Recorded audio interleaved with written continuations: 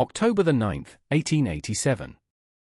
The frost had come early to the high country of Colorado, laying a brittle, silver skin over every blade of grass and pine needle.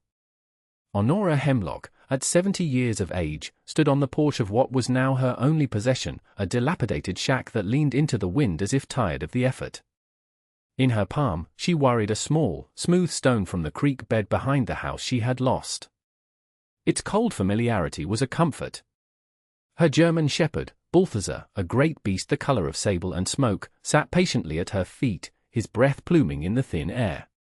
He did not whine or pace, but watched her hands, trusting their movements. Inside the shack were 2 crates containing all that Judge Alistair Hemlock had deemed hers after 30 years of marriage, some worn clothes, a cast-iron skillet, a tin of tea, her mother's hymnal, and a thick ledger whose pages were mostly empty. The divorce papers, signed and sealed, had been delivered by a boy who could not meet her eyes. The judge had called it an equitable separation. He kept the sprawling ranch house, the cattle, the accounts, and the respect of the town of Redemption. He gave her this forgotten parcel of land deep in the pines, a place rumored to be haunted by the failures of prospectors and the hunger of wolves. The paper that declared her free was colder than the stone in her hand. A person does not own land because a piece of paper says so. They own it because the land has not yet decided to kill them. Honora ran a hand, gnarled and spotted with age, over Balthazar's broad head. The dog leaned into her touch, a warm and living anchor in a world that had become suddenly silent and sharp. The divorce had been the judge's idea, a slow and methodical campaign that began the year she stopped being able to give him children and ended when a younger woman, the daughter of a railroad baron, had caught his eye. He did not use harsh words or violence. He used law. He produced ledgers of his own, filled with neat columns of figures that proved her a financial burden. He produced witnesses, neighbors she had known for decades, who spoke of her strange moods and her preference for solitude. They testified that she was not a suitable companion for a man of his stature. It was all done with a veneer of regret and civic duty. But she saw the truth in the glint of his spectacles, the tight set of his jaw. It was not a separation. It was an eviction from her own life. He had wanted to erase her, and the town, in its deference to his power, had held the chalk. He is a man of consequence, they would say at the Mercantile. She was always a bit. Distance, she had learned, was a crime in a place where survival depended on proximity. Therefore, she was guilty. Therefore, she was here. She pushed open the shack's warped door. The smell of damp earth and decay greeted them. A single room, a stone fireplace clogged with old nests, and a floor of rough-hewn planks, some of which had rotted through. A broken chair lay on its side like a fallen animal. This was not a home. It was a grave waiting for a body. Balthazar padded inside, his claws clicking on the sounder boards, his nose working the stale air.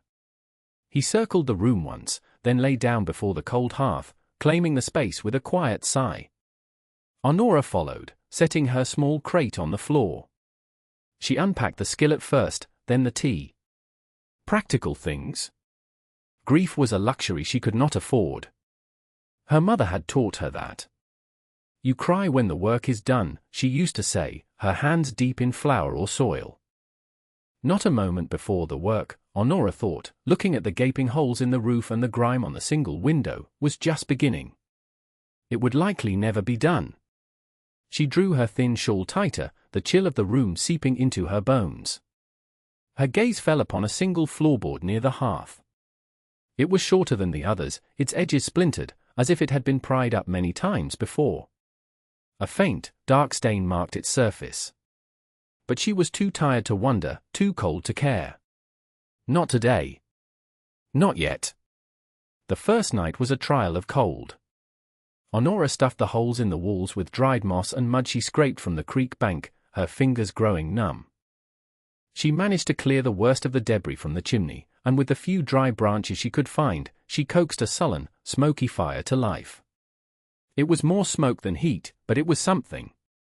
She and Balthazar huddled together on the floor, wrapped in her only blanket, listening to the vast, indifferent silence of the forest. The silence was not empty. It was filled with the tiny clicks and scuttles of unseen creatures, the groan of timber settling, and the low moan of the wind as it searched for a way inside. In the town, there had always been noise, the clang of the blacksmith's hammer, the rumble of wagons, the distant whistle of the train. Here, the only sound was the beating of her own heart and the steady breathing of the dog beside her. Sleep did not come easily. Her mind, for so long occupied with the rhythms of the ranch, now raced with the sharp calculus of survival. How many days until the first real snow? How much wood could she gather before her strength gave out? Was there game nearby, or had it been hunted out? The ledger the judge had given her lay in its crate, its empty pages a mockery of her past. For 30 years, she had kept the ranch's books, her meticulous entries tracking every calf born, every bushel of wheat sold, every penny spent. Her husband had praised her head for figures. Now, she had nothing to count but the hours until sunrise. The next morning, she began her work in earnest. She found a small axe with a rusted head in a collapsed lean-to, and she spent the day sharpening its edge on a flat river stone until it could bite into wood. The labor was hard, her back and shoulders screaming in protest, but it was honest. Each swing of the axe was a small victory against the encroaching cold. As she worked, a man emerged from the trees. He was old, perhaps as old as she, with a face like tanned leather and a long, grey braid that hung down his back. He carried a long rifle but held it loosely, its barrel pointed at the ground. He moved with a quiet economy, making no sound. Balthazar rose, a low growl rumbling in his chest, but Honora placed a hand on his back. "Easy," she murmured. The man stopped a respectful distance away. He did not introduce himself. He simply watched her for a long moment, his eyes taking in the shack, the small pile of wood, and her determined, if clumsy, chopping. "Your flue is drawing poorly," he said, his voice a dry rasp. "You'll smoke yourself out before you get warm." He gestured with his chin toward the chimney. "The capstone is loose.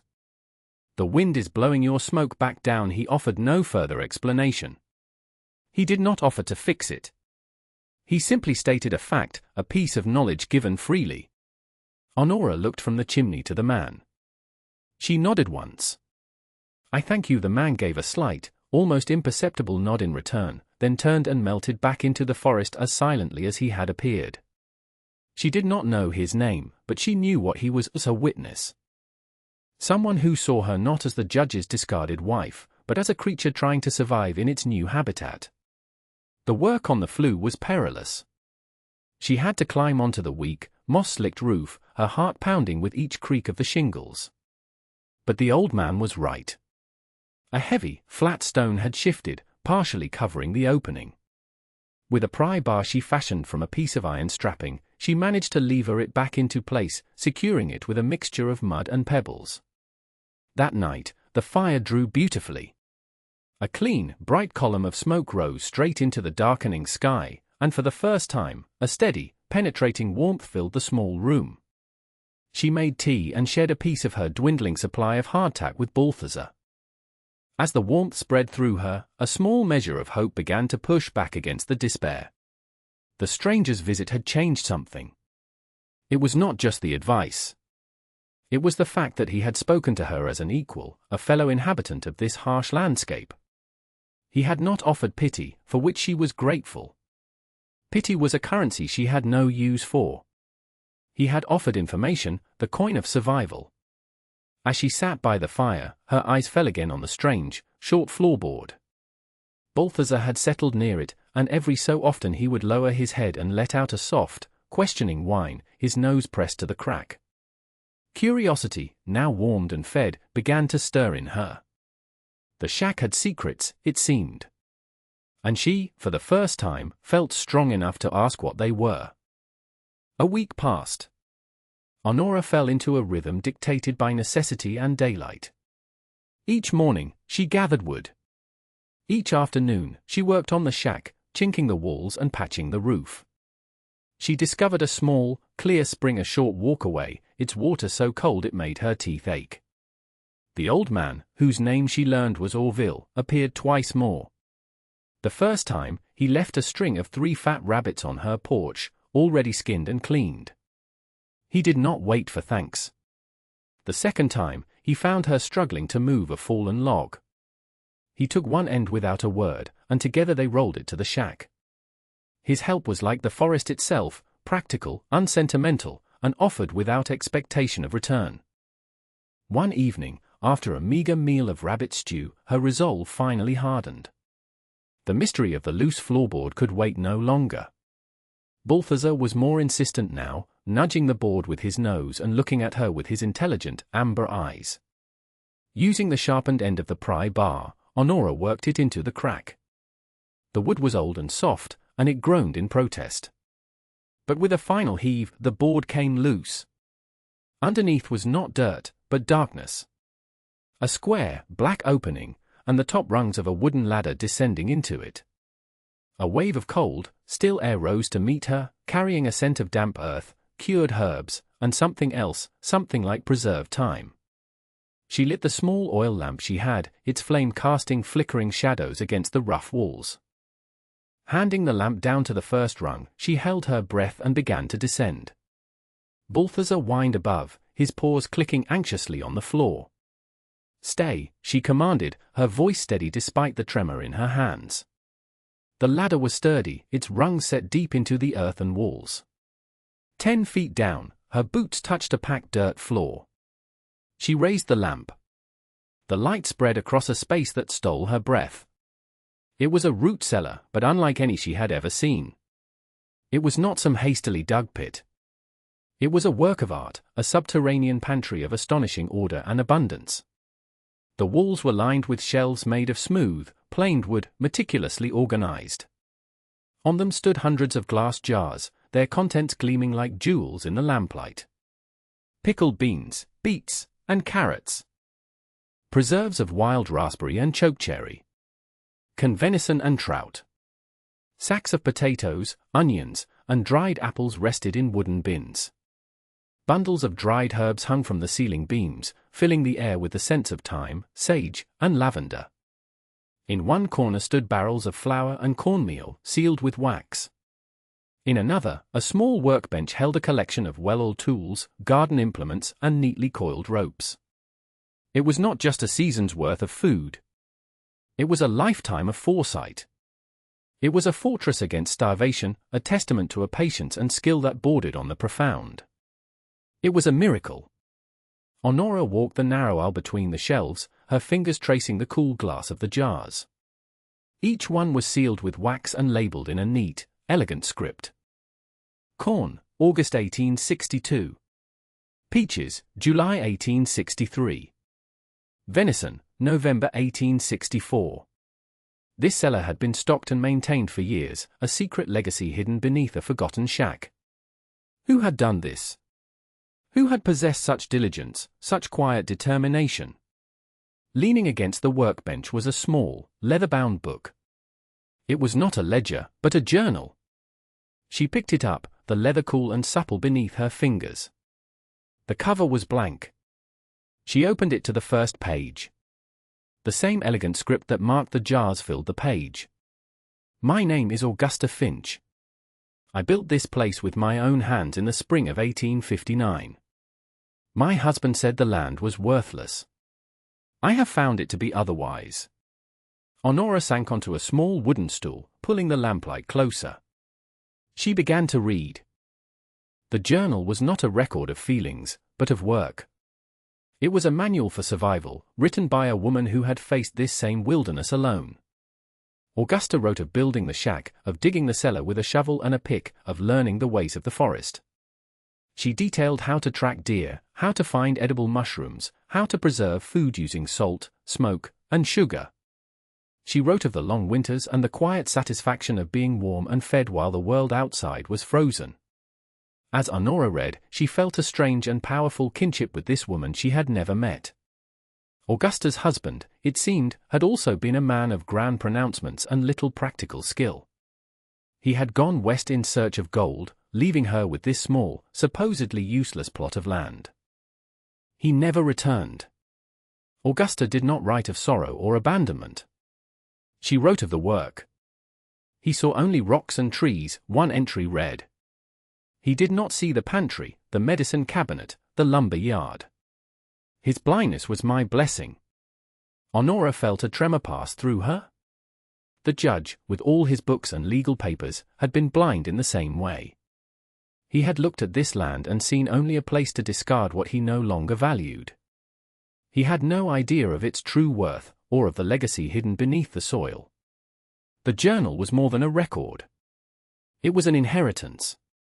It was knowledge, passed from one woman to another across a gulf of years. The food in the cellar would keep her alive. But the words in this book, she knew, would teach her how to live. She read late into the night, the fire upstairs dying to embers, Balthazar's soft snores a comforting rhythm from the world above. For the first time since leaving Redemption, Honora did not feel alone. She had found an ally, a mentor, in the ghost of Augusta Finch. The following weeks were a blur of purposeful activity.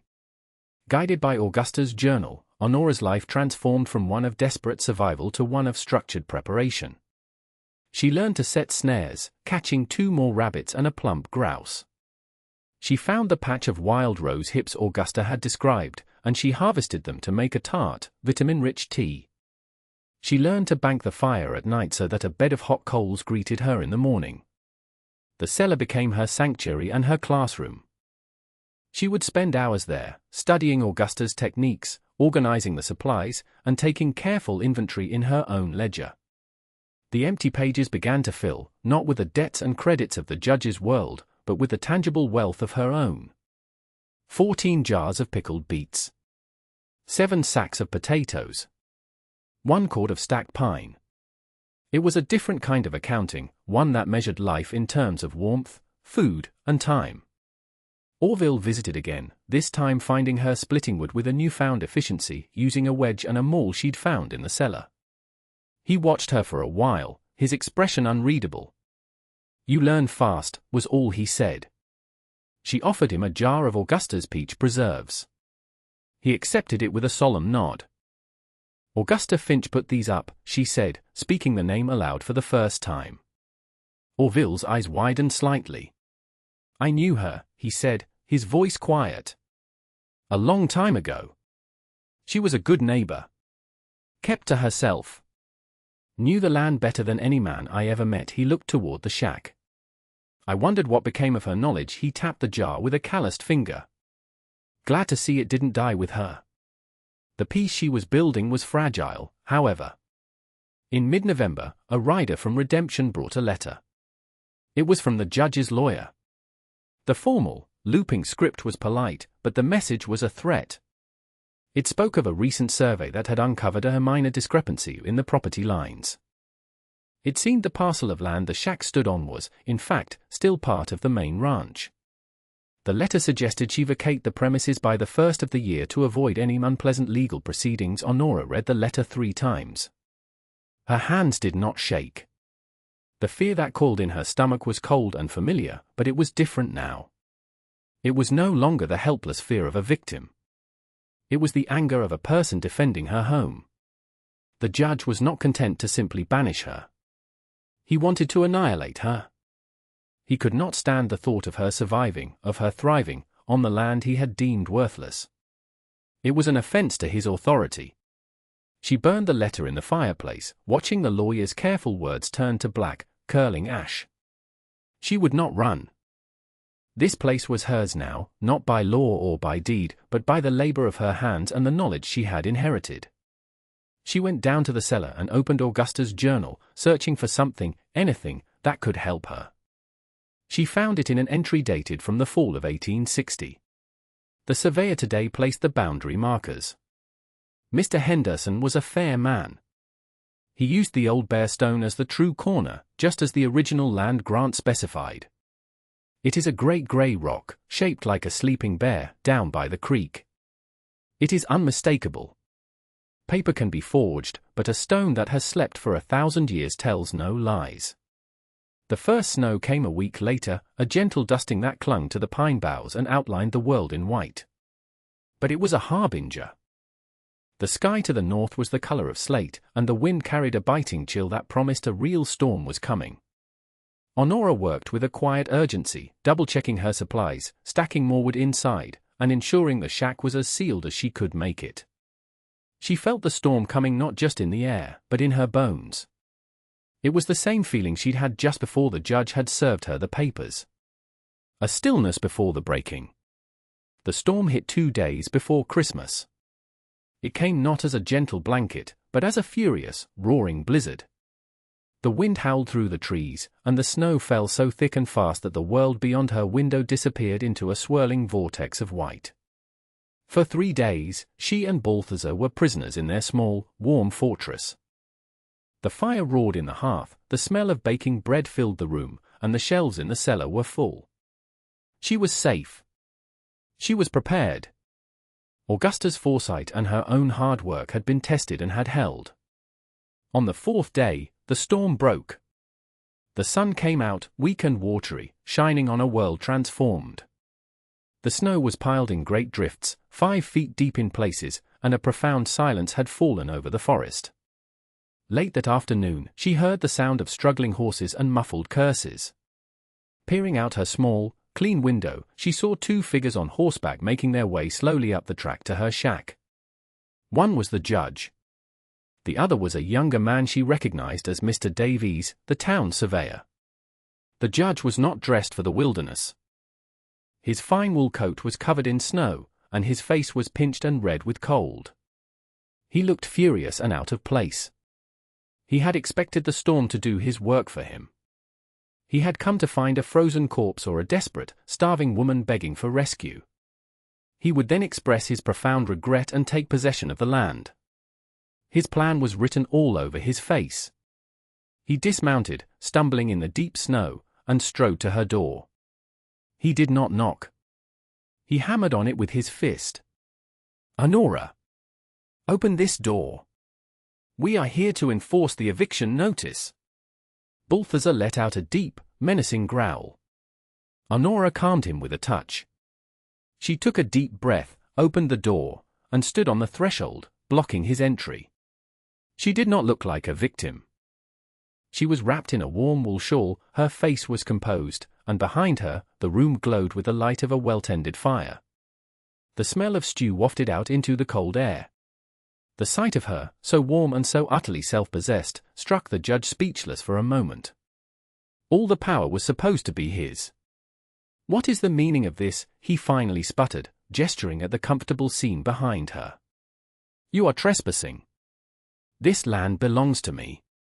Mr. Davies has the new survey maps to prove it." Mr. Davies looked deeply uncomfortable. He was a decent man caught in the judge's web. "There was a mistake in the original deeds," he said, his voice apologetic. "The line is about 200 yards east of here." Honora looked past her husband at the surveyor. "Was your new survey based on the original land grant marker, Mr. Davies?" she asked, her voice calm and clear. The surveyor hesitated. "Well, we based it on the most recent county records." "But not the original marker," she pressed. "The grant specifies a landmark. A stone. Did you find that stone?" The judge scoffed. "Nonsense. A pile of rocks. The official maps are what matter." Just then, a third figure appeared, moving silently on snowshoes. It was Orville. He stopped beside the surveyor, his presence shifting the balance of power. He said nothing, but his eyes were fixed on the judge. Honora turned back to Mr. Davies. "There is a stone," she said. "Down by the creek. It's shaped like a sleeping bear. Augusta Finch wrote of it in her journal. She was here when the first survey was done." The name Augusta Finch seemed to hang in the cold air. Mr. Davies's face changed. "The old bear stone? I've heard stories of it, but the old maps are so unreliable." "This one is not," Honora said. "I can take you to it." The judge's face, already red from the cold, turned purple with rage. "This is preposterous. I will not be delayed by folklore and the ramblings of a dead spinster. You will leave now, or I will have the sheriff remove you." But his authority was crumbling. Orville's silent presence and Honora's quiet certainty had planted a seed of doubt in the surveyor's mind. "Judge, if the marker exists, the original grant would take precedence," Mr. Davies said carefully. "It would be my duty to verify it." The 4 of them made their way down to the creek, a tense and silent procession through the deep snow. Honora led the way, with Balthazar at her side. She knew exactly where she was going, thanks to the small, hand-drawn map in Augusta's journal. They came to a bend in the creek, and there it was, exactly as described. A massive grey boulder, covered in snow, but its shape was undeniable. It was the shape of a bear, curled in a deep and ancient sleep. Orville took a broom he had brought from his own cabin and began to sweep the snow away from the base. As the rock was revealed, he uncovered a mark chiseled deep into the stone, a simple cross, the official mark of the 1st Territorial Surveyors. It was proof. Irrefutable and eternal. Mr. Davies knelt, tracing the mark with his gloved hand. He looked at his own maps, then at the stone, then back at his maps. He finally stood up and looked not at Honora, but at the judge. "She's right, Judge Hemlock," he said, his voice heavy with the weight of the truth. "The line runs from this stone. The shack, the whole parcel, it's not on your land. It never was." Alastair Hemlock stood there, his face a mask of disbelief and thwarted rage. The law, his weapon of choice, had been turned against him. He had been defeated by a dead woman's journal, a living woman's memory, and a piece of stone. He looked at Honora, and for the first time, she saw not a powerful man, but a small and petty one, shrunken by the vast, white landscape. He opened his mouth to speak, to bluster, to threaten, but no words came out. He turned without another word, climbed onto his horse, and rode away, his retreat clumsy and undignified. Mr. Davies remained. He took off his hat, his breath misting in the air. "I am sorry, Mrs. Hemlock," he said. The name felt strange on his lips. "I should have done my own research." I took him at his word. Honora simply nodded. "You know the truth now." "I do," he said. He looked around, at the quiet woods, at the sturdy shack. "This is a good place." She was right to fight for it. He tipped his hat and followed his employer, leaving Honora and Orville alone by the creek. Orville looked from the stone to Honora. He reached into his coat and pulled out the empty jar she had given him. "The preserves were good," he said. It was the highest praise he was capable of giving. Then he, too, disappeared back into the woods, leaving her with the silence, the snow, and her victory. A victory that felt not like triumph, but like the simple, solid weight of the truth finally settling into place. Honora did not return to redemption. The town, in time, heard the story from Mr. Davies. Some felt shame, others a grudging respect. A few of the women, wives of men who deferred to the judge, would sometimes leave small parcels at the edge of her property, a bag of sugar, a length of wool cloth, a new book. They were quiet apologies, offered from a distance. Honora accepted them but sought no one's company. She had found her community here, in the pages of Augusta's journal and in the silent companionship of Orville and Balthazar. Her ledger filled with the rhythms of her new life, the first thaw, the planting of a small garden with Augusta's heirloom seeds, the summer harvest. Her hands, already gnarled, grew stronger and more calloused. The lines on her face deepened, but her eyes were clear and calm. She was no longer the judge's wife, a woman defined by her relationship to a powerful man. She was Honora of the woods, a woman who knew the language of the seasons and the secrets of the soil. One evening in late autumn, a year after she had arrived, she sat by the fire, Balthazar asleep at her feet. She held the small, smooth creek stone in her hand, its surface warmed by her touch. It was a piece of the same earth as the great bare stone that had secured her freedom. She thought of Augusta Finch, the woman whose foresight had reached across time to save her. She thought of the judge, a man who believed ownership was a matter of ink on paper. He had been wrong. Ownership was a conversation between a person and a place.